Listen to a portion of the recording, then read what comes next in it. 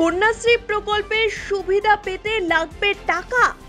তদন্তকারী সরকারি কর্মীকে দাবি মতো কাটমানি না দেওয়ায় বিপাকে পড়েছেন একাদশের এক ছাত্রী। সরকারি নথিতে একাদশ শ্রেণীর ওই ছাত্রীকে বিবাহিত উল্লেখ করে তার কন্যাশ্রীর ফর্ম বাতিল করা হয়েছে বলে অভিযোগ। কাটমানি দেয়নি বলেই নাকি ওই ছাত্রীকে বঞ্চিত করা হচ্ছে সরকারি প্রকল্প থেকে, এমনই অভিযোগ ছাত্রীর পরিবারের।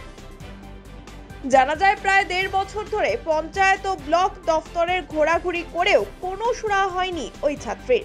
শেষ পর্যন্ত এ নিয়ে বিডিওর কাছে লিখিত অভিযোগ দায়ের করেছেন তিনি। অভিযোগের প্রতিলিপি রতুয়া থানা, জেলা শাসক, মহকুমা শাসকের কাছেও পাঠানো হয়েছে। অভিযোগ পেয়েই তদন্তে নেমে পড়েছেন বিডিও। তিনি সাফ জানিয়ে দিয়েছেন, তদন্তে ওই সরকারি কর্মীর গাফিলতি প্রমাণিত হলে তাকে এর ফল ভালোভাবেই ভুগতে হবে। রতুয়া 1 নম্বর ব্লকের চাঁদমানি 2 নম্বর গ্রাম পঞ্চায়েতের বোমপাল গ্রামের বাসিন্দা রবিউল ইসলাম, তার মেয়ে সুলতানা পারভিন স্থানীয় পাটনা জেএমও সিনিয়র মাদ্রাসার একাদশ শ্রেণীতে পড়েন। 1.5 বছর আগে সুলতানার বয়স 18 বছর হয়ে যায়। নিয়ম মতো তিনি মাদ্রাসা কর্তৃপক্ষের কাছে কন্যাশ্রী প্রকল্পের K2 ফর্ম পূরণ করেন। মাদ্রাসার তরফে সেই ফর্ম ভেরিফিকেশন করে পাঠিয়ে দেওয়া হয় স্থানীয় পঞ্চায়েত দফতরে। তার রিপোর্টের ভিত্তিতেই ব্লক থেকে কন্যাশ্রীর নাম পাঠানো হবে জেলায়। অভিযোগ, সুলতানার ফর্ম অনুমোদন করে ব্লকে পাঠাতে টাকা দাবি করেছিলেন পঞ্চায়েত দপ্তরের এক কর্মী। সেই দাবি না মানায় তিনি তার রিপোর্টে সুলতানাকে বিবাহিত বলে উল্লেখ করেন। এর জেরে বাতিল হয়ে যায় সুলতানার ফর্ম। ট্রেনে যখন পড়াশোনা করি তখন আমার কন্যাশ্রী K2 জমা দিই। তারপরে তখন আমার বান্ধবীদের ইনকোয়ারি করা হয়ে গেছিলো, আমার হয়নি। তখন পঞ্চায়েতে যেয়ে বললাম শান্তানুরকে, উনি বললো কি কিছু টাকা লাগবে। তো আমরা বলছি কিসের টাকা লাগবে, এটা তো টাকা লাগে না বলে আমরা করছি, যাচ্ছি ওর কাছে। 1.5 বছর থেকে আমাকে এটা ওটা করে ঘোরাচ্ছে।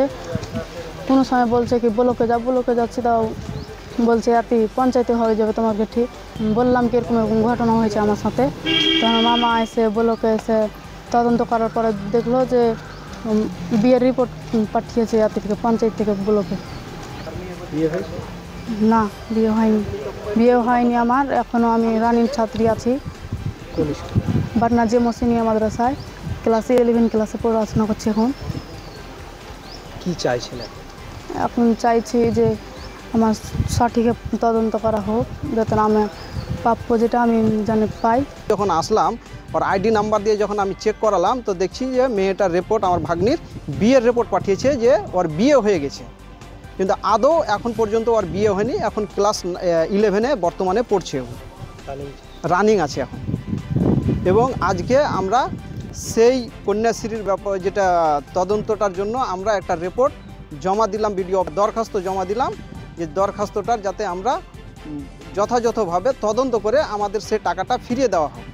পাটনা জেএমও সিনিয়র মাদ্রাসার ভারপ্রাপ্ত শিক্ষক আনোয়ারুল হক জানান, মূলত আমি বিষয়টা জানি, আমার অবগত আছে বিষয়টা।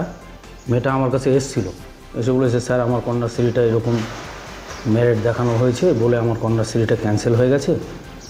তারপরে আমি বললাম যে তুমি তাহলে ক্যান্সেল এটা করার অথরিটি তো আমরা নই, আমাদের মানে প্রতিষ্ঠান থেকে কোনো আছে নাকি? বলছে না স্যার আপনাদের প্রতিষ্ঠান থেকে কিছু নেই।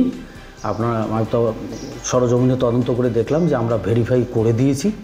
ও K2 যখন এলিজিবল হয় তখন আমরা সেটা ভেরিফাই করে দিয়েছি আমাদের ইন থেকে। তারপরে বাইদিভাই আমি শান্তনুবাবু এখানে একজন আছেন যিনি অঞ্চল থেকে ভেরিফাই করেন, ওনাকে আমি ডেকে বিষয়টা জানিয়েছি যে এটা কেন হলো। এটা আমার স্কুলের মেয়ে। আমার যতটুকু ধারণা, আমি যেভাবে কাজ করি এখানে বসে, নোরালের সামনে, আমি এখন তো আইডি ধরে হয়, কি করে ফেক আইডি হবে? সেই বাচ্চাটা যদি আমার ছাত্রী নাই হয় তাহলে কি করে হবে? তার তো আইডি আছে, ক্লাস 8-এ আইডি হয়, 9-এ আইডি হয়, ক্লাস 10-এ আইডি হয়, কি করে ফেক আইডি হতে পারে? বিডিও সাহেবরা যদি কোনো এর মধ্যে থাকে, যারা নোডাল আছে, তারা হয়তো যদি কোনোভাবে করে দিতে পারেন তাহলে মেয়েটা উপকৃত হবে, এটাই আমি চাই। ইতিমধ্যেই তদন্ত শুরু করেছে বিডিও। এবার ওই সরকারি কর্মীর বিরুদ্ধে কি পদক্ষেপ নেয় প্রশাসন, সেটাই দেখার। Bureau report, one India Bangla.